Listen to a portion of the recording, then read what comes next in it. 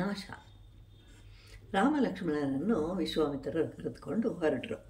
ಹೀಗೆ ಹೋಗುವಾಗ ದಾರಿಯಲ್ಲಿ ವಿಶ್ರಾಂತಿಯನ್ನು ತೆಗೆದುಕೊಳ್ಳಲು ರಾಮಲಕ್ಷ್ಮಣರು ಸ್ವಲ್ಪ ಕಾಲ ಮಲಗುತ್ತಾರೆ. ಅದು ಅರಣ್ಯವಾದ್ದರಿಂದ ಅಲ್ಲಿಯೇ ಸಿಗುವ ಹುಲ್ಲನ್ನೇ ಹಾಸಿಗೆಯಂತೆ ಮಾಡಿಕೊಳ್ತಾರೆ. ರಾಮಲಕ್ಷ್ಮಣರು ಹಾಯಾಗಿ ಮಲಗಿದವರನ್ನು ನೋಡಿ, ಅಯ್ಯೋ, ಮಹಾರಾಜರ ಮಕ್ಕಳು, ಸುಖದ ಸುಪ್ಪತ್ತಿಗೆಯಲ್ಲಿ ಮಲಗಬೇಕಾದವರು ಹೀಗೆ ಕಠಿಣವಾದ ನೆಲದ ಮೇಲೆ ಮಲಗಿರುವರು.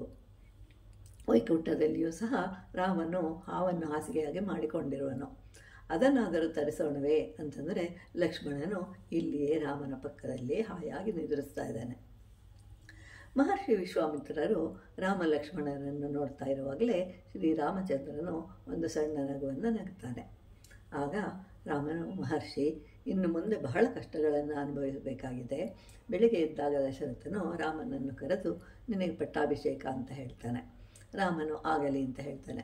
ಮತ್ತೆ ಕರೆಸಿ ಪಟ್ಟಾಭಿಷೇಕ ನಿನಗಲ್ಲ, ಭರತನದ್ದು ಅಂತಂದಾಗಲೂ ರಾಮನು ಒಂದೇ ರೀತಿಯಾಗಿರ್ತಾನೆ. ಇದೇ ಸ್ಥಿತ ಪ್ರಜ್ಞೆ. ಐಶ್ವರ್ಯ ಅಂತಂದರೆ ಅಷ್ಟಲಕ್ಷ್ಮಿ ಅಂತ ಹೇಳ್ತಾರೆ. ಲಕ್ಷ್ಮಿ ಅಂತಂದರೆ ಧನಸ್ವರೂಪ. ಸರಸ್ವತೀ ದೇವಿ ವಿದ್ಯಾದಿ ದೇವತೆ, ಪಾರ್ವತಿಯು ಶಕ್ತಿ ದೇವತೆ, ಶಕ್ತಿ ಸ್ವರೂಪಿಣಿ. ಇಂತಹ ಲಕ್ಷ್ಮಿಯು ಮೂರೂ ರೀತಿಯಲ್ಲಿ ನಾಶವಾಗುತ್ತೆ.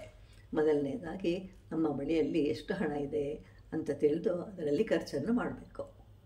ಯಾರಿಗಾದರೂ ಹಣ ಕೊಡಬೇಕಾದರೆ ನಮ್ಮ ಬಳಿಯಲ್ಲಿ ಎಷ್ಟು ಇದೆ ಅಂತ ಹೇಳಿ ತಿಳ್ಕೊಂಡು ಕೊಡಬೇಕು.